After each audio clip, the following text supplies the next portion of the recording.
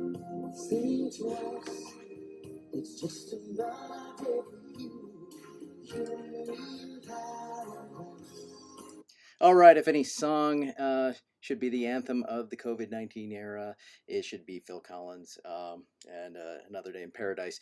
And here we are coming from the bunker. That is my office in the Museum of Natural History, and I'm John Armbruster. I am the director of the museum, and we thought we'd bring you some species to show you through these times. And this one I brought you is a little catfish. Here you go. This one's kind of special to me because its name is Rhinodoras armbrusteri. It is named after me, and that's called a patronym. And you get that when, well, in this particular case, I named the species after somebody, so he named it after me.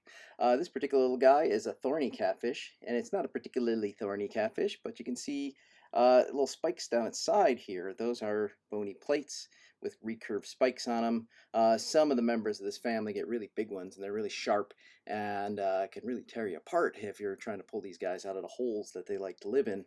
Um, this particular one, though, they're kind of weak. Armbrusteri won't hurt you. You can see it's got a little ventral mouth there with a lot of little barbels around it. They feed on invertebrates that are down on the bottom. They like to spend the day in holes and come out at night and forage around. This particular one was collected in the Tacutu River, which is on the border of Guyana and Brazil in northern South America. And the Tacutu eventually makes it into the Rio Negro, which makes it into the Amazon and down into the sea. This was a species that we found in 2002 during our first trip down to that region. It's called the Rupununi region, and it's been a focus of our research since about 2002. So we've been spending a lot of time down there, published a lot of papers on the fishes of that region.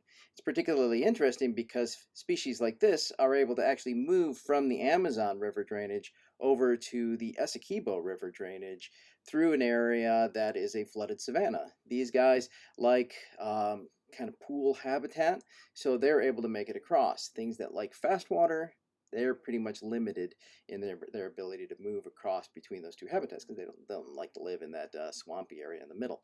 But these guys do fine. We find them in generally clear to black water rivers in rocks that have a lot of holes in them. And so, you know, it is a real honor to have species named after you. So far, I've gotten, I think, 3 catfish named after me and a parasite. And people ask me, is it really an honor to have a parasite named after you? And it is quite an honor. Um, just think of it. There's an armbruster out there infecting catfishes throughout South America, and you know that's kind of a fun thing that we scientists think about. So, Rhinodoras armbrusteri, the thick-lipped spotted thorny cat or something on that order, and it is a denizen of streams in northern South America. And so with that, I will leave you, and if you have any questions, please put them in the comments.